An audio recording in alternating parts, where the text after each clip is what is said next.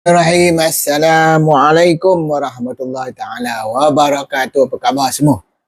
Kita jumpa hari ni sebagaimana dah janji kan, kita nak buat live hari ni 12.30. Ada dah lewat sikit nak setting-setting tu kan. Kan. Okey, so kita nak tajuk tentang kopi kan. Bukan sekadar minuman tapi juga fuel untuk otak kan. Maksudnya kopi ni ada kelebihan dan khasiat kesihatan yang kita tak tahulah kan selama ni kan. Kita ingat kopi, sekadar minuman, lepas tu duduk cakap kopi tak elok, tak sihat lah, kopi ni macam benda yang tak boleh makan banyak-banyak lah kan. Memanglah apa benda baik pun tak boleh makan banyak-banyak, tapi kenalah belajar ilmu dia kan. Ingat siapa sini kalau tak minum kopi rasa otak macam tak on. Ni masalah utama dia. Sebabnya kopi ni adalah antara minuman yang paling popular di dunia. Berdasarkan statistik kajian menunjukkan lebih kurang 2.5 bilion manusia di dunia ni minum kopi setiap hari. Bayangkan, 2.5 bilion manusia di seluruh dunia minum kopi setiap hari. Itulah besarnya pengguna kopi di dunia. Sebab tu banyak juga syarikat-syarikat kopi yang jual kopi, restoran kopi ni kan. Sangat berjaya lah kan. Yang daripada Malaysia pun ada, yang dari luar negara pun ada kan. Banyak kan, sepah-sepah saya tak sebut dia nama lah, macam-macam dia nama ada. Tapi kopi ni ada sangat, minuman yang sangat popular selepas teh lah kan. Okay. Tapi persoalan yang kita nak cerita hari ni, adakah kopi ni sebenarnya benda yang tak sihat, ataupun sekadar minuman nak hilangkan ngantuk je, ataupun dia ada khasiat-khasiat lain yang boleh bagi fuel pada otak kita, ataupun ada kesan sampingan yang tak bagus dan sebagainya. Itu yang kita nak belajar kan. Dan persoalan juga, kenapa lepas orang minum kopi kan, dia jadi lebih fokus otak dia kan. Tapi ada pula orang minum kopi, dia jadi debar-debar, dia rasa makin risau, dia kena gastrik. So ini kita nak bongkar tentang fakta sains tentang kopi kan. Ni bukan mitos First kita kena tahu dulu, kopi ni ada datang daripada pokok. Nama pokok tu lah Coffea. Sebenarnya nama dia kopi. Coffea kan. Kalau ikutkan sejarahnya, pertama kali manusia mula menggunakan kopi ialah sejarahnya daripada Ethiopia, Afrika, nampak tak? Yes kan. Dalam biji kopi dia ambil benda biji dia tak makan benda buah dia, dia kopi dan dalam tu ada biji ada bahan-bahan bioaktif compound dalam dia. Ingat kopi ni adalah dari pokok yang dipanggil Coffea, yang terdiri daripada golongan family tumbuh-tumbuhan namanya Rubiaceae. Dan dalam jenis ni mempunyai beberapa spesies utama, dan yang paling popular ialah Coffea arabica. Ini yang original daripada Ethiopia tu, dia panggil kopi arabica. Dan satu lagi dia panggil Coffea canephora. Iaitu yang panggil kopi robusta. Sebenarnya selain pada arabica dan robusta ni, ada lagi jenis kopi lain seperti dia panggil liberica, kopi excelsa, dan juga antara kopi yang agak popular juga kopi luwak. kan. Kalau ikut daripada semua jenis-jenis kopi yang ada kan, 60% kopi yang dijual di seluruh dunia adalah jenis arabica. Yang mana kebanyakan kopi di dunia ni ditanam di Brazil dan juga di Ethiopia lah tempat asalnya. Rasa kopi arabica ni sebenarnya lebih acidic, kafeinnya lebih rendah, dan bau harum, aroma kopi harum tu sebenarnya arabica. Kopi robusta pula, bijinya lebih bulat, kafeinnya lebih tinggi, rasanya lebih pahit dan kurang acidic kan, tapi kurang aroma. Kebanyakannya kopi robusta ni dia buat espresso dan juga kopi susu, sebab rasa dia pahit sikit. Letak susu lah kan. Espresso memang expected pahit lah. Dan satu lagi kopi nama liberica tadi berasal daripada Liberia, Afrika Barat kan. Beraroma seperti bunga, buah, dan juga dia punya campurannya biasanya dia tak banyak lah, 10% yang liberica ni, dia tak berapa popular lah kan. Dan excelsa tu hanya 7% daripada pengeluaran dunia, sangat sikit lah. Manakala kopi excelsa ni ditanam di Asia Tenggara. Badak. Biasanya dia lebih murah dan dicampurkan dengan kopi-kopi lain tadi. Kopi luwak ni lain macam sikit, dia kopi biasa juga kan, yang mana dia diambil daripada najis. Najis musang, nama dia luwak lah kan. Dia special sikit dan sangat-sangat mahal lah sebab rasa dia yang unik dan bijinya yang matang sempurna. Maksudnya sebab musang ni makan kopi-kopi yang special ni. So api yang kita nak tunjuk yang depan kita ni, ini adalah kopi Arabica. Hari ni kita cerita pasal kopi, tak payah cerita buku lah. Okay, basically kan, ramai orang ingat kan kopi ni tak ada khasiat kesihatan. Dia ingat kopi ni tak elok. Terutama orang yang ada GGA ni lah, orang yang ada GERD, anxiety ni, saya dia ada GERD, saya ada GGA, boleh makan kopi. Sebab tu nak kena belajar. Sebenarnya boleh je, sebenarnya tak ada masalah kan. Sebab kita kena faham apakah kandungan aktif. Yang baru tengok ni jangan lupa. Tap. Kan, share. Kan, dan jangan lupa like, follow saya rapat-rapat. InsyaAllah kita akan ada insyaAllah live yang lebih kerap. InsyaAllah kalau boleh hari-hari kita live kan. Tapi kalau tak sempat, adalah kita akan buat lebih kerap pada dululah. Banyak benda yang kita nak mengajar tentang pemakanan sihat. Kan, okay. So, apakah kandungan bahan aktif utama? Sebenarnya ada 5 bahan aktif utama yang kita kena tahu ada dalam kopi. Yang nombor 1 ni semua orang tahu lah, kafein kan. Ini yang selalu jadi masalah. Sebab kafein ni ada juga cakap tak elok kan. Sebenarnya kafein adalah stimulan. Stimulan yang sangat baik, sangat sihat kan, untuk kesihatan. Cuma jangan melampau. Dia sebagai stimulan maknanya dia merangsangkan sistem saraf pusat kita lah, central nervous system kita, menjadikan kita lebih alert. Bila dia stimulate tu, kau jadi lebih alert. Nanti orang suka ambil kopi pasal tu lah, dia akan rasa lebih alert. Macam mana mekanisme dia? Sebenarnya kafein ni akan block satu bahan dalam otak kita, nama dia adenosine. Yang ini akan menyebabkan kita hilang rasa mengantuk dan lebih fokus, lebih alert, dan reaction time lebih cepat. So baguslah kalau orang nak drive apa kan. Tak adalah mama ngantuk tu, minum kopi sikit. Tapi jangan melampau minum kopi. Berdasarkan kajian yang ada dalam Journal of Alzheimer's Disease, orang yang rajin minum kopi sebenarnya dia boleh improve cognitive function dan melambatkan kena Alzheimer's disease. Mana risiko kena Alzheimer's disease lebih rendah bagi peminum kopi. Itu menarik tu. So mana ada khasiat kesihatan yang baik boleh mencegah penyakit Alzheimer's disease dengan pengamalan kopi. Tapi ada syarat dia. Syarat dia paling kita cerita kan. Bukan main semua kopi je boleh kan. Ada syarat-syarat dia kan. Bahan yang kedua yang ada dalam kopi yang sangat bagus untuk kesihatan. Siapa nak tahu? Siapa nak tahu bahan kedua tadi? Cuba tulis. Saya nak tahu. Panjang sikit. Saya nak tahu. Kalau tak ada orang tulis, aku malas lah nak cerita. Saya nak tahu. Terima kasih. Ada orang nak tulis. Okay. Bahan yang kedua yang ada dalam kopi dipanggil sebagai CGA. Boleh lah apa benda lah CGA tu kan. Nama penuh dia CGA tu adalah chlorogenic acid. Chlorogenic acid ni sebenarnya antioksidan sangat kuat. So maksud dalam kopi ni ada antioksidan. Jangan ingat dalam kopi tak ada antioksidan. Kopi pun daripada buah juga. Buah kopi lah. Apa dia? Kafia dia kan. Okay.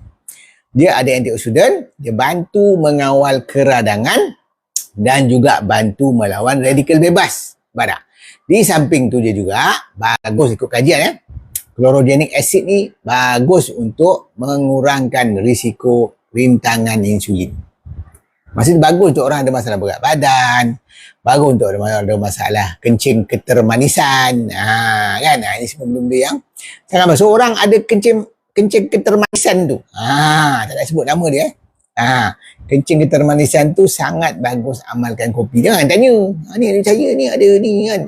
Saya ada kencing ketermanisan. Boleh minum kopi tak? Of course tak boleh kan.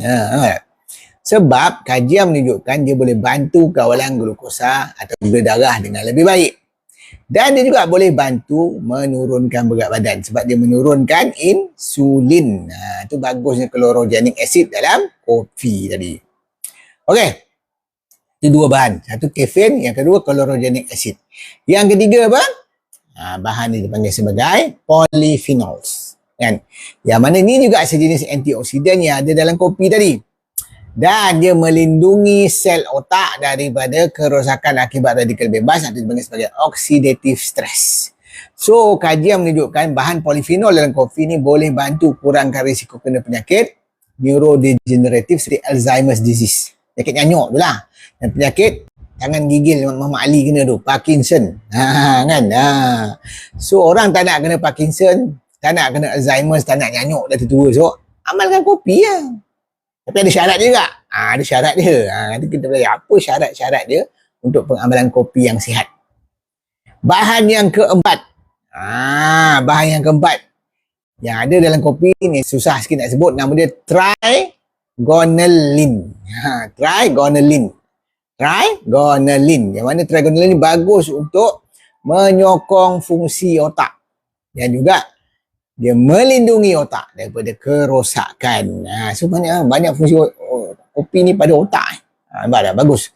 So kalau kita nak maintain otak yang mantap, sebab tu dulu-dulu sejarah dia, sebabkan saya dekat tengok kopi tu dijumpai dekat Ethiopia, kawasan negara Islam tu kan, Ethiopia, Habsyah tu semua kawasan negara Islam tu kan. Jadi banyak juga di sampai ke Yaman, sampai ke Semenanjung Arab, semua ramai orang gunakan kopi oleh ahli sufi. Bagus juga kopi ni kan. Nampak tak? Dan satu lagi bahan dalam kopi yang kelima. Namanya diterpenes. Diterpenes ataupun bahan nama dia kahviol atau kafestol. Apa pening sikit. Kahviol and kafestol. Tahulah diterpenes. Bahan ni berdasarkan kajian mempunyai sifat anti ketumbuhan barah ataupun kangkur tau. Kajian di makmal lah kan. Maksud kopi ni juga ada sifat-sifat anti kangkur. Kangkur tahu tak kangkur? Tak sebut nama itu benda yang mentransmit signal kita akan berfungsi berfikir dengan baik. Apa yang namanya gini kopi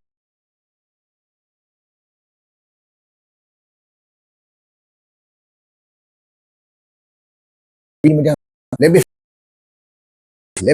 seperti ikatan paras. Kedua neurotransmitter itu norhalisa,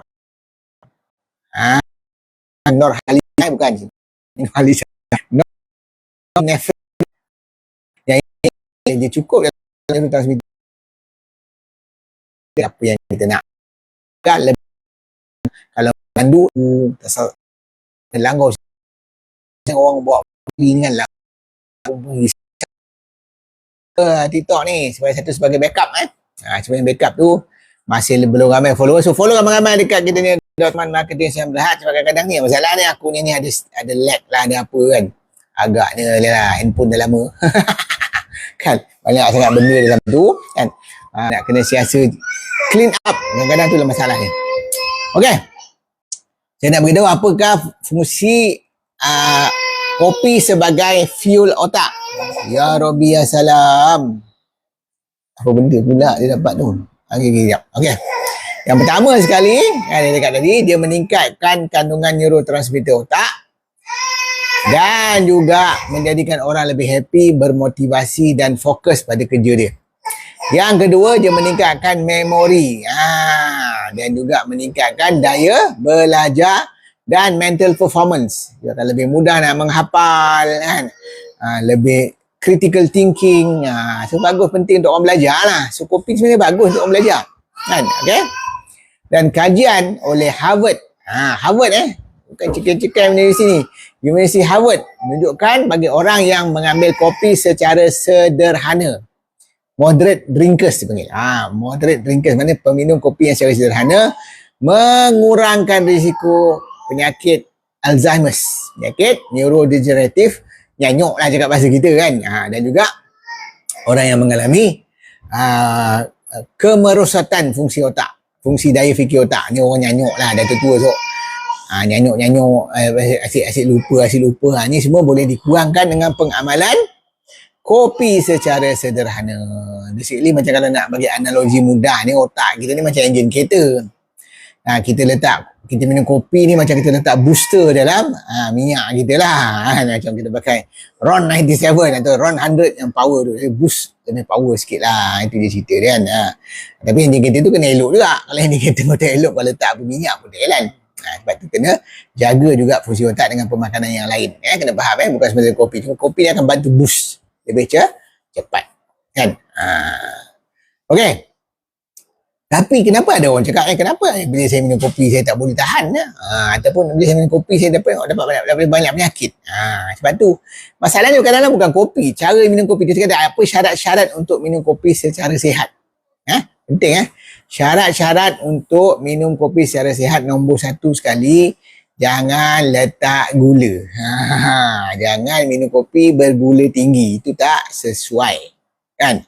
Lagi satu, kopi-kopi campuran, pra-campuran di pasaran ataupun kopi 3-in-1, 4-in-1 ni kebanyakan letak gula, dia letak creamer. Non-dairy creamers tu sebenarnya lah trans fat.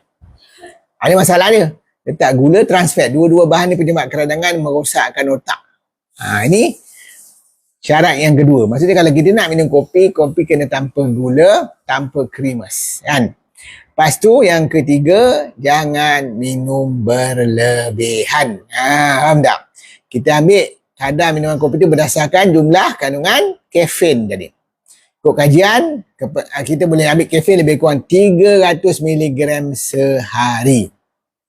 Secawan kopi Arabica yang biasa dan cawan yang biasa tu, biasanya cawan, ada lebih kurang 20 ke 40 mg kafein.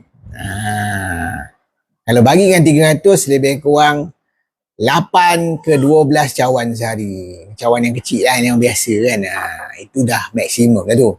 So janganlah melampau-lampau minum kopi kan. Sampai 20 cawan ke tak boleh lah. Tapi kalau ada 3-4 cawan tak ada hal pun. Sebab tu kena tahu Dan bagi setengah orang, kopi ni tidak sesuai diambil masa perut kosong. Dia kena ambil dengan makanan lain lah. So, yang kita sarapan ke makanan selemak, tu minum kopi. Tu tak ada masalah kan. Kalau perut kosong, dia boleh menyebabkan masalah. Kadang-kadang dia sensitif. Kena pedih ulu hati kan, kena gastrik dan sebagainya kan. Itu orang ada juga lepas minum kopi, dia gigil. Sebab tu, pengambilan kopi ni juga ada kaitan dengan faktor genetik. Ada orang sebenarnya dari segi genetik dia tak sesuai dengan kopi yang nasib kau lah. Nasib. Sebab tu dah kena faham ada satu gene dalam sel kita, gene metabolisme kafein nama dia. Iaitu gene CYP1A2. Nampak tak? Ni gene yang paling penting yang mana dia mengawal kelajuan hati kita memecahkan kafein. So kalau orang tak ada masalah gangguan pada jin ni lah kan.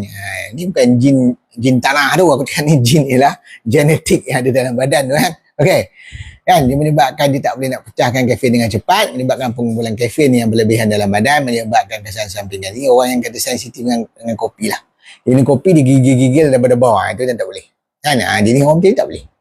Ada juga dua jenis manusia yang mana dia kadar metabolisme kafein dia berbeza lah kan. Yang dipanggil fast metabolizer dan slow metabolizer. Orang fast metabolizer ni dia minum kopi tak ada masalah kan. Kafein dia cepat dipecahkan sebab fungsi hati dia sangat normal kan. Dan kesannya bila dia minum kopi, fokus dia meningkat, tenaga dia stable dan kurang side effect. So golongan ni boleh minum kopi macam biasa, tak ada masalah. Ini kebanyakan orang dalam kategori yang fast metabolizer lah. Tapi ada juga orang yang cakap slow metabolizer sebab gangguan pada jin yang saya sebut tadi, jin CYP1A2, yang mana bila dia minum kopi tu lambat dipecahkan dan kafein tu berkumpul lama dalam badan, akhirnya menyebabkan jantung dia berdebar-debar, dia rasa risau, dia susah nak tidur, dia rasa kena gastrik dan dia rasa overstimulated. Dia tak boleh tidur, dia macam fikirlah, otak dia laju je. Dan kajian oleh JAMA, Journal of American Medical Association, JAMA, menunjukkan orang ada slow metabolism ni berisiko lebih tinggi mendapat masalah jantung jika ambil kafein secara berlebihan sebab kesan jangka lama jangka masa panjang pengumpulan kafein yang berlebihan tu boleh mengganggu fungsi jantung. Okey. Ada satu lagi gen, gen dia panggil Adora 2A. Ni gen yang sensitif dengan otak, mana dia kawal reseptor adenosin untuk tidur dan juga menenangkan otak. So kalau anda ada masalah pada gen ni, menyebabkan bila minum kopi, dia mudah anxiety, mudah panik, mudah jittery. Walaupun minum kopi sikit dia dah kalut dah. Dia dah huru-hara, risau. Kalau anda jadi macam ni, memang tak sesuai lah. Lepas tu saya kata ada faktor genetik. Tapi jangan cakap semua orang tak boleh. Bukan semua orang ada masalah. Majoriti manusia di dunia ni sebenarnya tak ada masalah dengan kopi. Sebab tu saya kata, kopi ni antara minuman yang paling banyak diminum oleh manusia di seluruh dunia. Diberikan 2.5 bilion manusia di seluruh dunia minum kopi. So kau dalam kategori yang tak tahan ada masalah genetik, rugilah kau tak dapat minum kopi. Ada satu lagi jin yang popular juga. Dia panggil COMT gene. COMT gene. Yang ni yang mengawal dopamine breakdown. So kalau ada gangguan pada gene ni, menyebabkan kesan kepada fokus dan stress respon yang melampau bila minum kopi. Dia lebih fokus bila ada juga. Dia terlalu fokus, maksud dia tak boleh minum kopi dia jadi langsung tak boleh tidur, dia macam tertegak biji mata macam tu. Masalah. Lepas dia stres. Yes, apa soalan dia? Sakit jantung boleh. Ini orang cerita pasal genetik, bukan soal sakit jantung. Saya dah cakap tadi dah. Kopi ni sangat bagus untuk sakit jantung sebab dia antioksidan. Awal tadi kau baru masuk ke apa? Ni orang dah cerita tadi. Tapi saya cakap ada orang tak sesuai berdasarkan faktor genetik. So kalau kau ada faktor genetik tu dan kau ada sakit jantung, kau tak sesuai lah. Tapi bukan sebab sakit jantung, sebab faktor genetik. Kan? Tapi sekali orang yang tak ada masalah genetik dari segi metabolisme kafein dalam badan, kopi sangat bagus untuk orang sakit jantung. Sebab ada chlorogenic acid. Ini mesti baru masuk. Aku duk cakap lama tadi kan. Mesti baru masuk, tak dengar soalan kan. So kita ulang balik Chlorogenic acid dalam kopi adalah sejenis antioksidan yang sangat kuat, yang sangat bagus untuk orang ada sakit jantung. Tapi tak bermaksud kau boleh makan kopi 1 baldi. Faham? Ikut dos yang kita kata yang biasa-biasa, makan 2-3 cawan dah. Okey, tak ada hal. Kan? Syarat tadi saya cakap syarat nombor 1, tanpa gula. Syarat nombor 2, tanpa non-dairy creamers. Jangan makan berlebihan dan kalau anda sensitif tak boleh ambil. Dan juga tidak digalakkan ambil kopi masa perut kosong. Dia kena dengan makanan yang lain. Itu je lah. Ni tak dengar pada awal lah ni. Dia tanya balik soalan yang sama. Okey, so saya dah jawab. Okey. Okay, so siapa yang perlu berhati-hati dengan kopi? Yang pertama, bila minum je kopi, kau berdebar-debar, kau anxiety, kau tak payahlah ambil. Pergi minum teh lah. Minum teh hijau. So jangan jadikan masalah. Berlambak lagi minuman lain kan. Kau minum koko boleh, teh boleh, air limau sini apa boleh. Kan? Air cukai apple pun boleh. Jangan jadikan dia masalah. Dah tak boleh, tak payah. Kan? Yeah. Orang ada masalah GERD dan masalah GGA tadi yang teruk. Dia ambil dia pedih. Dia tak boleh lah. Sebab orang ada GERD anxiety. Orang ada GERD biasanya ada anxiety. Bila dia risau, dia ambil kopi, dia punya berdebar dia jadi teruk. Anxiety dia makin teruk. You tak boleh ambil. Tapi secara umum ni sebenarnya tak ada masalah.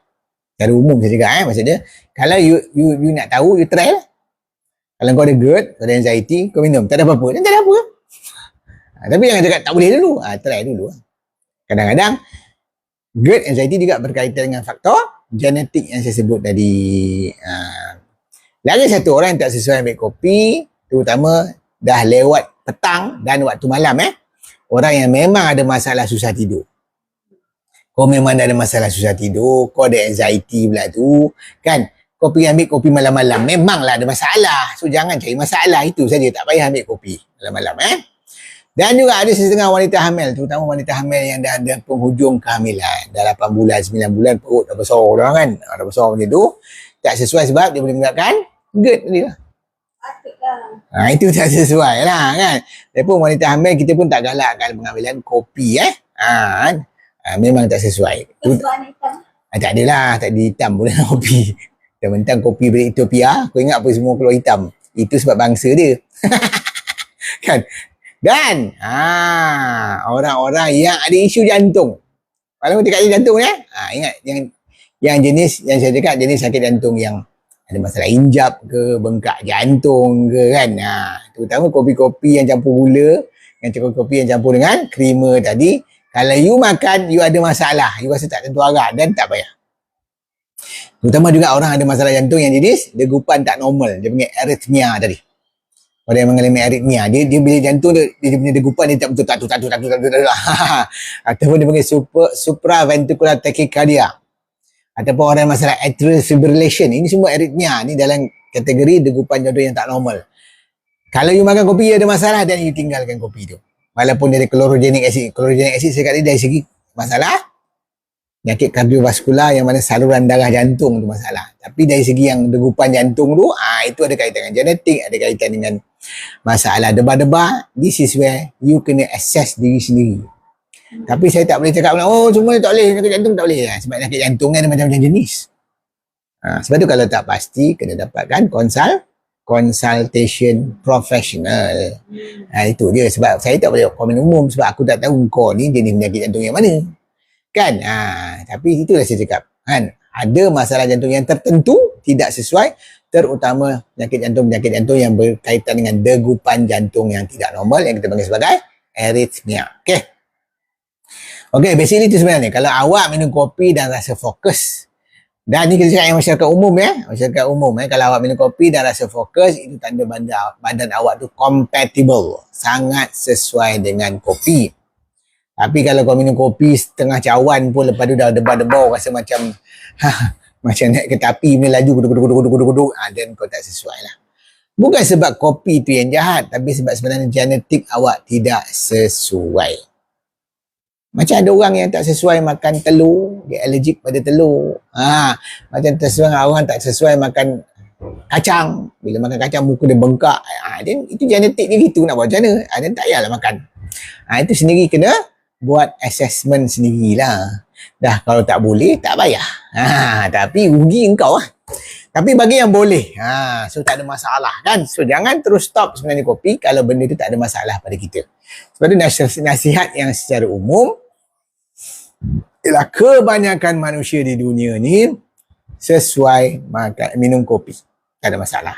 Cuma kita kena ambil kopi dengan cara yang lebih sihat. Yang pertama sekali, kalau boleh kita ambil kopi selepas makan. Jangan ambil kopi dalam keadaan perut kosong. Lepas tu kita ambil sikit-sikit saja, dos yang kecil. Dalam 3-4 cawan sehari sudah memadai kan. Yang ketiga, elakkan ambil kopi waktu malam sebab dia boleh menyebabkan stimulation yang berlebihan pada otak, menyebabkan gangguan untuk tidur. Terutamalah orang yang ada masalah tidur, orang yang stres berlebihan ni kan. Lepas tu pilihlah kopi-kopi yang lebih sihat, yang rendah asid, kopi yang tanpa gula, kopi yang ada adaptogen. Yang depan kita ni kan. Ini kopi yang saya letak adaptogen, nama dia ashwagandha, dan juga saya letakkan tu juga moringa, yang mana dalam ni juga saya letak habbatus sauda, sacha inci, serbuk kurma dan stevia. Serta kita tak letak creamer, saya letak santan. Tu, nampak tak? Sebab tu lah kita kena ada ilmu kopi. Saya buat formulasi kopi ni dengan ilmu tu. Saya tak nak letak gula, sebab saya tahu gula tu berbahaya. Saya tak nak letak non-dairy creamer, malah kita letak santan. Lepas tu kita letak bahan-bahan adaptogen yang boleh counter efek stimulan kopi tu, menjadikan kita lebih tenang minum kopi. Sebab tu kita dapat juga testimoni daripada pengguna kopi ni. Dia ambil waktu dah lewat petang kan, ataupun awal malam, tak mengganggu tidur. Faham tak? Tak mengganggu tidur. Ini bagi orang yang compatible dengan kopi. Tapi kalau kau ada masalah dengan kopi, tu salah. Banyak minuman lain. Kita ada juga teh stevia, kita ada air bunga telang, kita ada roselle, macam-macam lagi minuman lain lah. Kan? Itu terpulang lah. Bukan semua orang sesuai. Okay? Kan? So, kopi ashwagandha moringa ni sesuai untuk siapa? Terutama orang-orang yang mudah stres. Kan? Orang-orang yang cepat berdebau. Sebab ashwagandha tu akan counter effect. Dan juga orang yang nak fokus tanpa crash. Dia nak fokus, dia nak minum kopi sebab dia nak fokus pada kerja dia kan. Sebab apa? Ashwagandha tu yang kita letak dalam ni, dia menstabilkan kortisol, tak menyebabkan kortisol tu tinggi, dan dia Yang mana kortisol tu berlebihan akan keluar bila seorang stres. Itu dia balance the stress effect of stress tu lah. Okay. Tak ada jual loose. Ada sekotak. Nak beli kena sekotak. Mana dia jual loose. Kan? Lepas tu, kita letak santan. Santan dalam tu ada MCT. Dia akan menstabilkan tenaga. So, you tak akan rasa lapar. Kalau you makan kopi dengan gula, makan kopi dengan creamer, kejap lagi kau nak minum lagi. Itu kadang-kadang orang berlebihan minum kopi sebab dia ni minum kopi yang bergula, berkreamer. Tak bagus. Kalau kopi pula campur dengan susu, dia akan neutralkan antioksidan dalam kopi. Jadi chlorogenic acid tu hilang, rugi ya. Kan?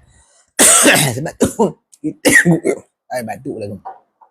Sebab tu kita guna santan. Walaupun nampak kopi ashwagandha moringa ni macam kopi susu, tapi itu bukan susu, itu adalah santan. Dan rasa dia sedap. Boleh lah demo, kita demo je. Ambil air panas, kita demo je. Dan lagi satu, dalam kopi ashwagandha moringa ni, sebab kita tak nak kesan buruk kopi campur gula, kita letak stevia. Sebab tu kena belajar pasal stevia ni. Masih lagi orang duk tanya. Ada yang saya baca kononnya stevia ni sama buruk dengan gula. Nampak kau ni baca tu salah lah. Itu je. Kan kau baca benda yang salah lah. Sebab tu kena baca benda yang betul. Nampak tak? Bukan semua baca betul kan. Ataupun kau saja buat cerita tak? Okey, itu yang kita kena faham. Ini kita demo sikit. Macam mana rupa. Nampak ni adalah ni air panas. Air panas kan dalam satu cawan. Okey. Lepas tu kita nak minum kopi ashwagandha moringa ni. Lagu apa kopi ashwagandha moringa dalam ni? Kalau buka ni rupa dia kan. Kita letak dalam air panas ni. Letak terus saja. Sebab dalam ni Sini sikit lah. tak nampak Okey, nampak. Nampak kita letak dalam ni terus.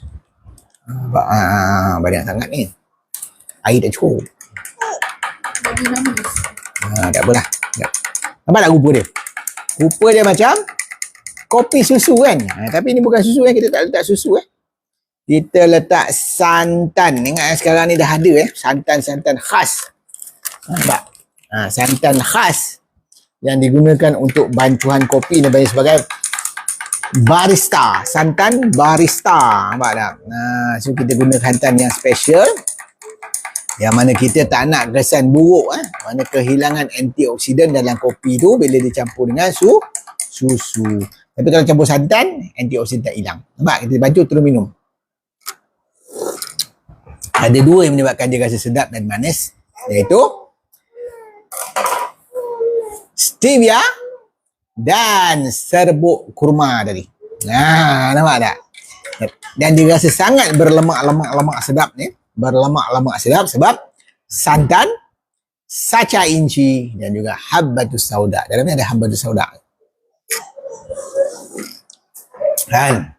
Kenapa formula ni sangat berbeza? Satu, formula tu dibuat oleh saya. Aku nak buat formula, aku fikir banyak benda kan. Saya letak ashwagandha sebab ashwagandha sebenarnya adaptogen. Dia membantu mengawal stres. Kadang orang yang ada masalah sikit dengan stres ni, bila minum kopi lagi teruk debar dia. So kita nak calm down benda efek tu dan bantu turunkan kortisol. So dikurangkan anxiety, menjadikan tidur lebih baik dan fokus lebih mantap. Lepas tu kita letak pula lagi satu lagi herba, nama dia moringa. Moringa ni jenis superfood yang tinggi dengan vitamin dan antioksidan, juga bersifat anti keradangan. So kesannya tenaga jadi lebih stabil, dia akan support imuniti tubuh yang lebih mantap dan bantu untuk detoksifikasi usus. Detoksifikasi tubuh lah.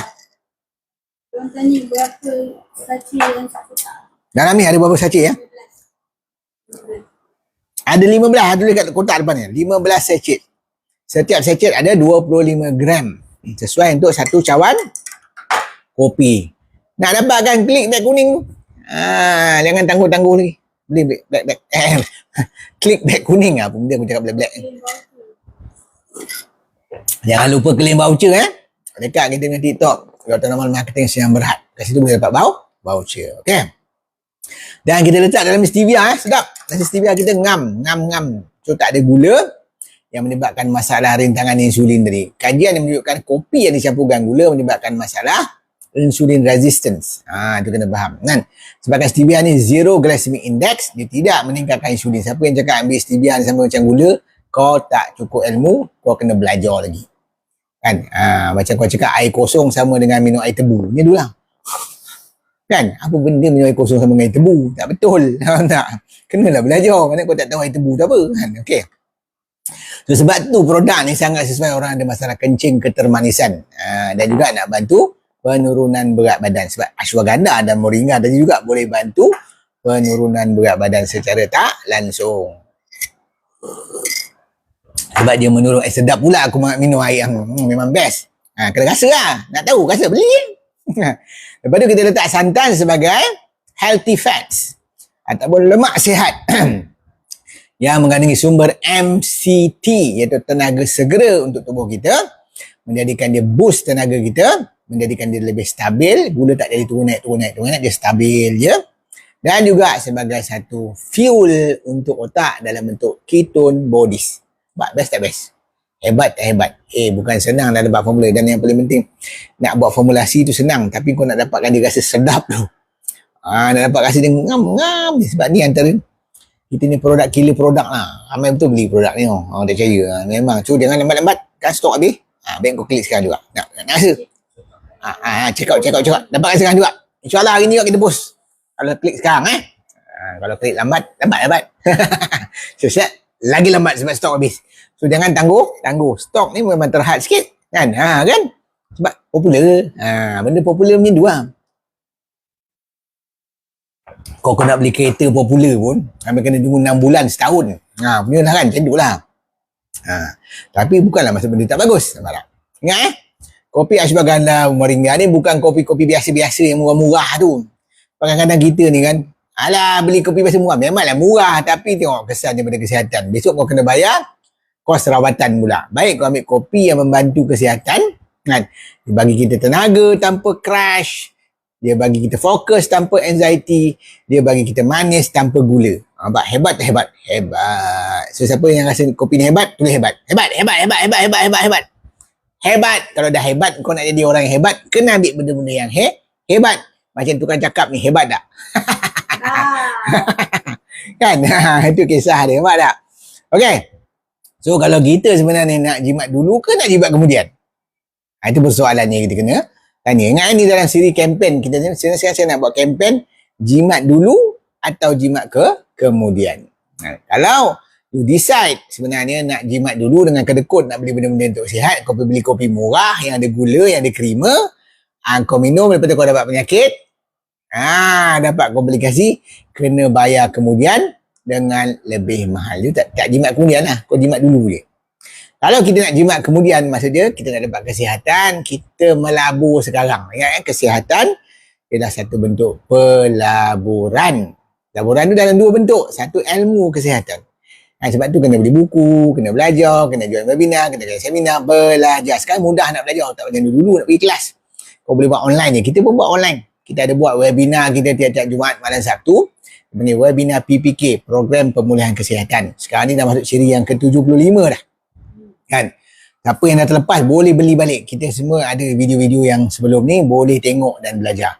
Teruskan belajar. Jangan bukan pergi sekolah je. Dah tua ni kan, dah habis sekolah ni. Belajar sekarang ni menggunakan apa saja medium yang ada.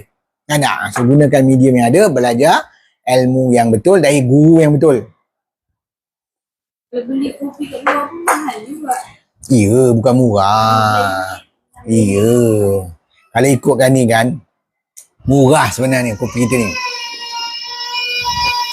Kau pergi, apa dah siren dah bunyi. Siren paling kuat.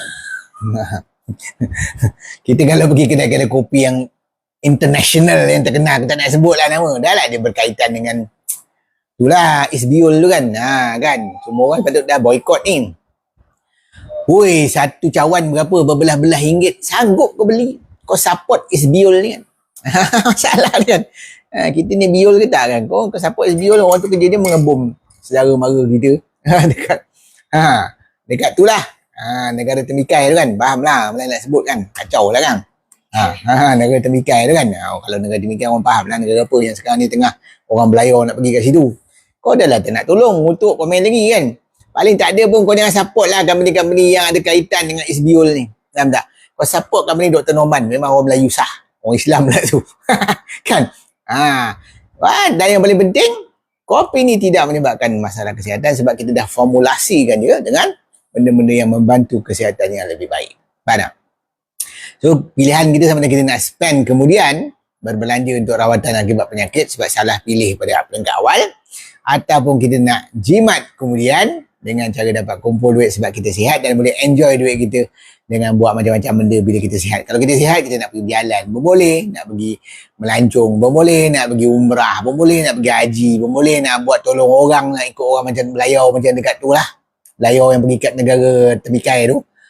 Sokong lah, paling tak ada pun. Kau ni mengutuk pula, aku bengang betul lah kan. Kalau satu dua orang buat hal, kan NGO pergi curi duit orang, bukan semua orang macam tu. Janganlah suka nak meletak apa stigma macam tu, guys. Bukan semua orang jahat dalam dunia ni, faham? Adalah seorang dua tu biasalah, kan? Dia dah ditangkap pun, dah settle lah apa yang kau bising apa kan. Janganlah semua orang pergi cop dia sama. Tak ada. Yang tukang ngutuk tu haram satu benda tak buat. Mengata orang nombor satu. Jangan jadi orang macam ni. Orang yang suka mengata orang, suka maki hamun orang, suka buat kacau orang, kan? Kita sebenarnya kena paling kurang pun dalam hidup ni, kalau kita tak boleh nak bantu dari segi kewangan pun, kita memudahkan urusan orang dan sokong benda-benda yang baik. Faman ya'mal mithqala dzarratin khairan yarah. Walaupun hanya berbuat kebaikan sekadar sebesar zarah, Allah akan nilai dengan kebaikan. Nampak tak? Walau sekadar menyokong kan, untuk kesihatan yang baik, sampai sebagai ilmu share tap tu kan, share dengan orang yang benda-benda baik lah. Janganlah share benda-benda gosip, mengata orang, mengutuk orang. Ni kalau yang tu kau suka share kan, viral betul. Tak mengata orang, dia punya viral tentang benda-benda baik, 10 orang tengok. Masalah kan. Sebab tu kita kena tahu nilai. Kalau itu pun kau tak kena nak nilai, beratlah masalah kan. Kan? Sebab tu dalam surah Al-Asr, wal asri innal insana lafi khusr, sesungguhnya manusia ni dalam kerugian, illal ladzina amanu wa amilus solihat, kecuali orang-orang yang beriman dan beramal soleh. Wa tawasau bil haqq wa tawasau bis sabr, yang berpesan-pesan dan menyampaikan dengan benda-benda yang kesabaran dan juga benda-benda yang kebenaran. Nampak tak? Itu sebenarnya kena faham. Jangan nak baca Quran, baca sedap, bertaranum, makna tak faham. Tu rugi. So kita kena faham makna, dan of course bila faham makna baru kita boleh beramal dengan hujah yang betul lah. Tak ada hujah yang terbaik melainkan Al-Quran. Sebab itulah kita kena buat benda-benda yang baik dalam hidup ni. Antaranya ialah kita menyampaikan benda yang baik, ilmu yang betul. Baiklah, itu daripada salah satu amal jariah adalah menyampaikan ilmu bermanfaat. Itu yang saya tengah usahakan. So kalau tuan-tuan dan puan-puan semua berkongsi sama-sama apa yang saya buat ni, insyaAllah semua ni akan dapat. Kan? Tak ada saya dapat, orang tak dapat dari sini, bukan je ni skim cepat kaya. Ini skim pahala Allah. Dia nilai setiap amalan baik walaupun hanya sebesar zarah, yang kita akan lihat bila kita sampai kat dunia akhirat besok. InsyaAllah itu saja kan. Okay? So kalau kita nak kopi, yang dah beli, terima kasih. Yang dah beli, bagus, support lah sikit kan. Kalau korang tak support kan, macam mana kita nak menyampaikan ilmu dengan lebih baik? Tak? Itu saja kan. Sebab tu saya kata benda tu walaupun sebesar zarah, dengan support beli. Lepas tu kau dapat pula kopi yang sihat dan sedap macam ni kan. Nak naik, nak tengok pula budak ni. Okay. Apa? Ni budak ni pun suka minum kopi. Sikit-sikit, satu dua sip boleh dia bagi, tak ada masalah. Okay? Ingat minum kopi ni bukan masalah. Yang jadi masalah ialah gula dalam kopi. Yang jadi masalah ialah krima dalam kopi. Nampak tak? Kopi sebenar yang betul, yang sihat, sebenarnya boleh boost otak kita kan, boleh boost kesihatan dengan lebih baik. Dan kopi-kopi yang murah di pasaran yang dengan gula, yang dengan krima 3-in-1, 4-in-1 boleh merosakkan sistem metabolisme tubuh. So tinggalkan kopi-kopi macam tu. minum kopi, dapatkan khasiat yang terbaik dengan formulasi yang terbaik. Nak tenaga cepat, nak tenaga berkualiti, pilihlah kopi yang betul. Ingat itu saja live saya kali ini.